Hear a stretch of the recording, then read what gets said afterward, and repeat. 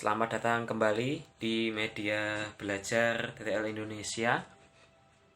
Sekarang kita melanjutkan pembahasan nilai maksimum dan minimum fungsi trigonometri. Nah, sekarang kita mulai di nomor 6 ya. Terakhir kemarin nomor 5. Sekarang nomor 6. Kita punya Y sama dengan min 2 sin kuadrat setengah X plus cos X plus 1. Nah, kelihatannya rumit ya. Pangkat 2 fungsinya kuadrat setengah X plus cos. Nah, kan campur-campur. Tapi sebenarnya harusnya nggak sulit. Kita buktikan ya. Ini kalau saya ubah menjadi 1 min 2 sin kuadrat setengah X ditambah cos X, boleh ya? Nah, kemarin dalam soal nomor 5, kalau teman-teman simak videonya, 1 min 2 sin kuadrat X itu adalah cos 2X. Lalu kalau 1 min 2 sin kuadrat setengah X itu artinya sama dengan cos X kan. Nah, kalau dari sin kuadrat menuju cos, 2 sin kuadrat menuju cos, pasti sudut yang di sini akan menjadi 2 kalinya. Kalau di sini 2, di sini pasti 4. Gitu ya, bisa dipahami ya. Ini tadi kita ketemu cos X ditambah cos X, ya udah jadi 2 cos X. Selesai. Cari max minnya gampang banget. Kalau Y maxnya tinggal 2 dikali kosinus itu maksimumnya 1. Ini 2. Kalau Y minimumnya berarti 2 dikali min 1 sama dengan min 2. Udah gitu. Nah, selanjutnya kita punya Y sama dengan 2 sin kuadrat 2X plus 3. Nah, di sini kita masih main identitas trigonometri ya. Apa yang teman-teman ingat ketika nemu 2 sin kuadrat? Pasti adalah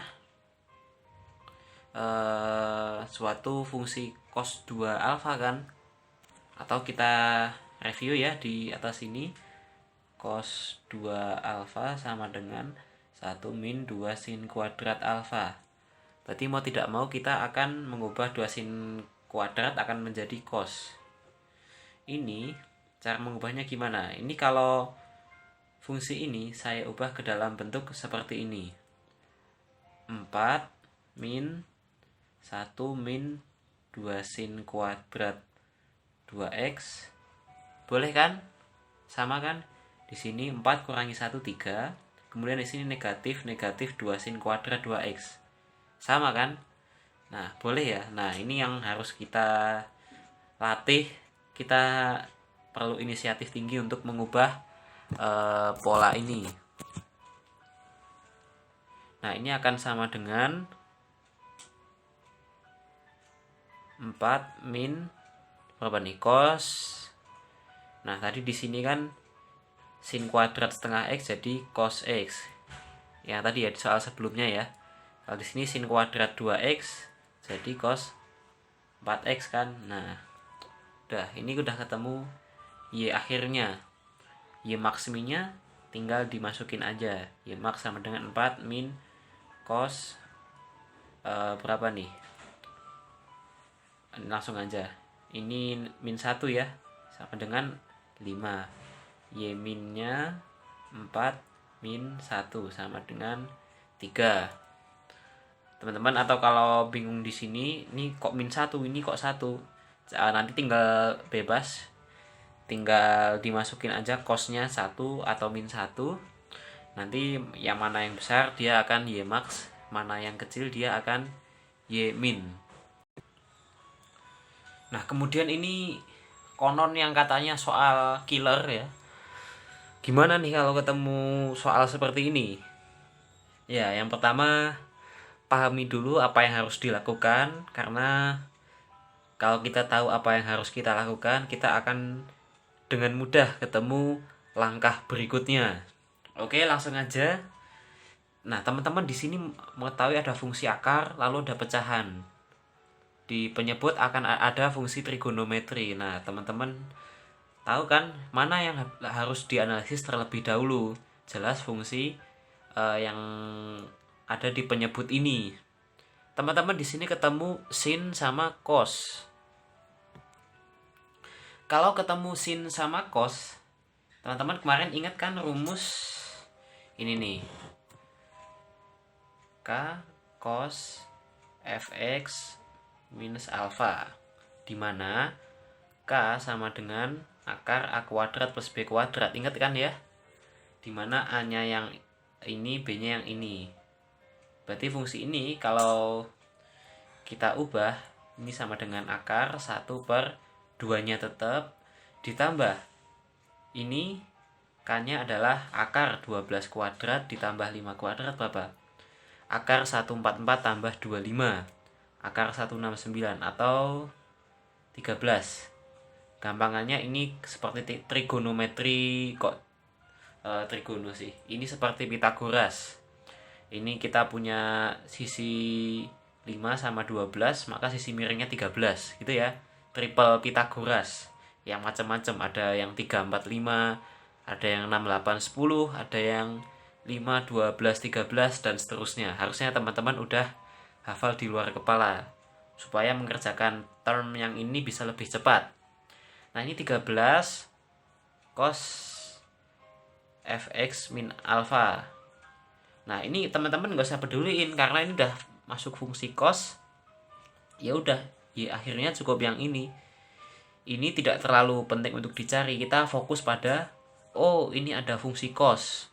Berarti nilainya kalau nggak 1 itu ya min 1. Langsung aja kita hajar ya. Y sama dengan di sini akar 1 per 2 plus 13. Kita ambil min 1 sama kita ambil plus 1 ya, atau 1 positif. Nah, sekarang kita punya 2 term. Nah, kurang lebih seperti ini ya. Nah, di sini ada yang unik nih. Di sini kalau yang atas ini saya kerjakan, ini akan jadi akar 1 per 2 min 13 atau sama dengan akar min 1/11. Nah, yang di sini kalau akan saya kerjakan akan menjadi akar 1/15. Nah, kalau ada kasus seperti ini, kita uji satu persatu dengan rentang nilai cos yang ada. Berapakah nilai cos yang kita sering ketemu cos X? Yang paling gampang kita temui itu kita lihat grafiknya ya. Grafik cos itu maksimumnya 1, minimumnya minus 1, kemudian titik tengahnya, tengah-tengah gelombang, maka nilai cosnya akan 0. Nah, bagaimana misalnya fungsi ini ketika tadi kita udah masukin nilai cosnya adalah min 1 sama cosnya 1. Nah, kalau misalnya cosnya 0, gimana? 1 per 2 ditambah 0 atau akar 1/2 atau akar setengah.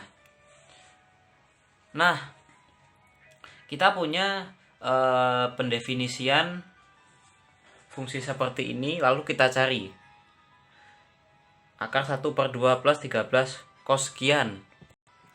Nah, kalau sudah sampai sini, logika kita yang harus bermain. Nah, teman-teman ketika melihat suatu fungsi pecahan, penyebutnya makin besar, berarti nilai y-nya di sini berarti kan akan semakin kecil kan? Kalau nilai ini kalau penyebutnya yang semakin kecil, maka y-nya semakin besar. Nah, kemudian tadi di bagian yang ini kita sudah pasang cosnya maksimum di penyebut.